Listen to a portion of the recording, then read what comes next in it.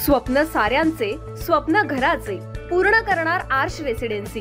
Neral railway station पासून हाकेच्या अंतरावर सुरू असलेला गृहप्रकल्प, दर्जेदार बांधकाम, अत्याधुनिक सुविधा, उत्तम कनेक्टिव्हिटी, निसर्गाच्या कुशीत पर्यावरणपूरक गृहप्रकल्प म्हणजे आर्श रेसिडेन्सी।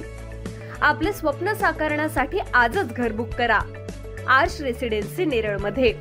अधिक माहिती आणि बुकिंग साठी संपर्क 9167112511।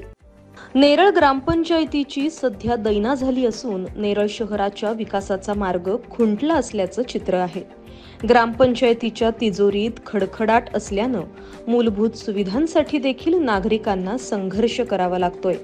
दरम्यान गेले काही दिवस शहरातील पथदिवे बंद अवस्थेत आहेत, त्यामुळे नेरळ शहरातील वाटा रात्रीच्या अंधारात हरवून जात आहेत। अनेक ठिकाणी पथदिवे बंद अवस्थेत असल्यानं रात्री चालताना नागरिकांना मोठा त्रास सहन करावा लागतोय।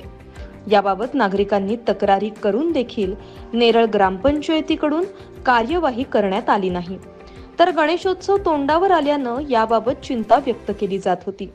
अशात नेरळ शहराला अंधारातून बाहेर काढण्यासाठी माजी सरपंच पुढे सरसावलेत। नेरळ कार्यसम्राट सरपंच असा लौकिक असलेले माजी सरपंच भगवान चंचे यांनी नागरिकांचा हा त्रास समजून घेत नेरळ ग्रामपंचायतीच्या ग्रामसेवकांशी चर्चा केली होती।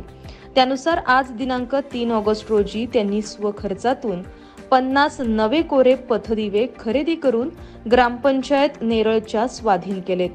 सणासुदीच्या दिवसात माझ्या शहरात अंधार योग्य नाही, तर ग्रामपंचायतीची आर्थिक स्थिती ठीक नसल्यानं मी स्वतः नवीन दिवे खरेदी करून ग्रामपंचायतीला दिलं असल्याचं चंचे यांनी सांगितलं।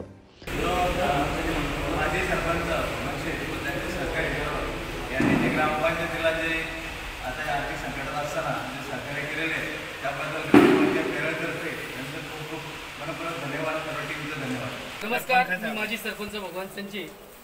8-10 दिवसापासून बराच व्हॉट्सअपवर आपल्या याच्या ग्रुपवर लाईटच्या समस्या चालू होत्या। त्याच्यासाठी मी एक निर्णय घेतला। एक 8-10 दिवसापूर्वी मी ग्रामसेवकांना भेटलो। ग्रामसेवक साहेब, बघा नेरळमध्ये लाईट नाही, तर त्याच्याबद्दल मी काहीतरी नेरळकरांना देणं लागतोय, ग्रामपंचायतीला देणं लागतोय, त्याच्यासाठी मी 50 स्ट्रीट लाईट तुम्हाला आणून देईन। तर त्याचा कार्यक्रम आज ठेवला। तो जो 7-8 लाख रुपये खर्च आहे दुसऱ्या बिल्डरचा, तो पण मी करून देईन तुम्हाला।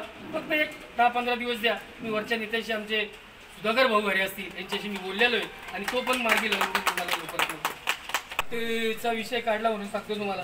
ग्रामसेवक साहेबांनी ही उल्हासनगरवरून लाईट आणली। ही लाईट आणताना मी डायरेक्ट लोहार चालमधून आणली। साहेबांनी इथं काहीतरी ती 1200 रुपयाला खरेदी केली, GST पकडून। आणि मी पण GSTच भरलेली। ही याच्या अगोदर तर ग्रामपंचायतला काय भाव असेल ते मला माहिती नाही। ही ओसारामची 60 वॅटची लाईट तिथे 580 रुपयाला पडली मला। नेरळ ग्रामपंचायतनी डायरेक्ट खरेदी करायला लोहार चाळला जावं, मी नंबर दिली तिथला। युवन तिथे आपल्या ग्रामपंचायतचा 620 रुपये फायदा होईल एक लाईट मागे, आणि पूर्ण नेरळ चकाचक होईल या लाईट।